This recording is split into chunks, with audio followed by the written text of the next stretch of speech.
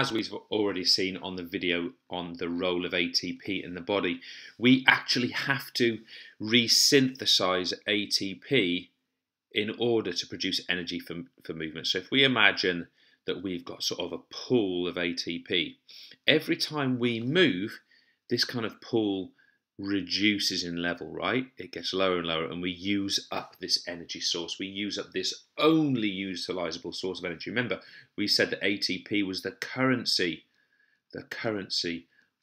of all biological energy. So that said, we need to start to understand how it can be that we actually keep making this ATP stuff. Where does that energy come from to keep this tank as full as we need it?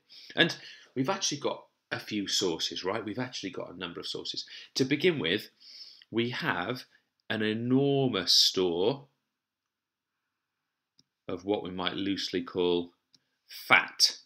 Okay, so we store our fat. Let's just put a couple of details in this. We store our fat as subcutaneous fat, which simply means below the skin.